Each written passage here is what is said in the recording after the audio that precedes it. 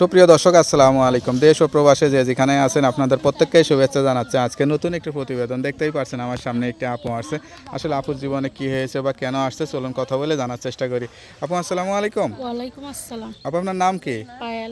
পায়েল আপু, কেমন আছেন আপনি? আলহামদুলিল্লাহ ভালো। ভালো আছেন? আপনার বাড়ি কোথায়, ঠিকানা কোথায়? রাজশাহীতে। রাজশাহী। পরিবারে কে কে আছে? পরিবারে কেউ নাই বর্তমানে, আমি আর আমার বাচ্চা আছে। আপনি কি করেন? আমি বাসা বাড়ি কাজ করি, মানুষের বাসায় বসে। স্বামী কি হয়েছে? স্বামী চলে গেছে ডিভোর্স দিয়া। স্বামী ছাড়া একা একা আছেন, কি ভালো আছেন?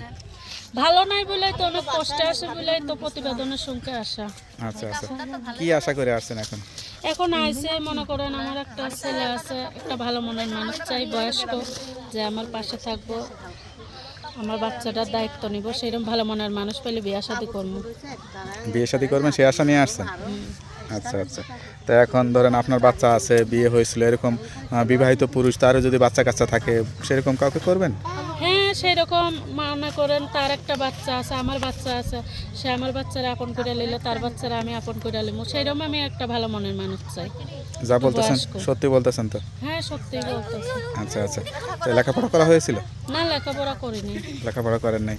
তা এর আগেও তো প্রতিবেদন করছিলেন, সেখানে কি বিয়ে শাদী করার জন্য কেউ যোগাযোগ করে নাই? হ্যাঁ, যোগাযোগ করছে, কারণ আমার তো একটা বাচ্চা আছে, আগেই বলছি, আমার বাচ্চা সহ বাচ্চাটার কেউ? দায়িত্ব না নিলে তো হচ্ছে না। আচ্ছা, কারণ তার বাবা ফেলে দিয়ে গেছে, আমি তো তার মা ফেলে দিয়ে যাইতে পারি না। মানে এখন বাচ্চা সহ কেউ যদি দায়িত্ব নেয় তাহলে বিয়ে শাদী করবেন, তাই তো? হ্যাঁ, বাচ্চা সহ দায়িত্ব নিলে ভালো মনের মানুষ চাই, বয়স্ক, যে আমার পাশে থাকবো, আমার বাচ্চাটার দায়িত্ব নিব, সেরকম ভালো মনের মানুষ পেলে বিয়ে শাদী করবো।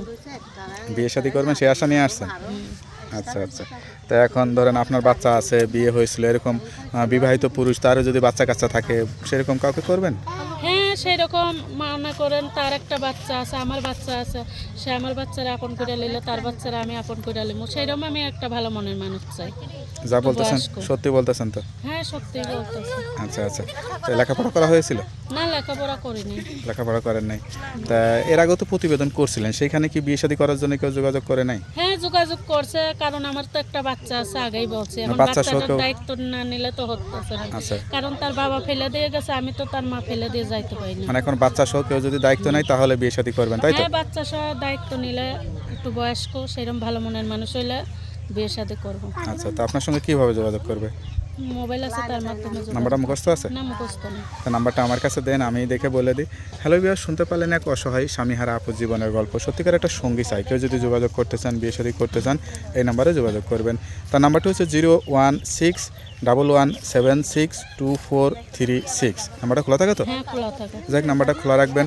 অবশ্যই 5 ওয়াক্ত নামাজ কালাম পড়ে আল্লাহর কাছে থাকবেন, আল্লাহর কাছে চাইবেন। তা ভালো থাকেন, দোয়া করি। আসসালামু আলাইকুম। ওয়ালাইকুম আসসালাম।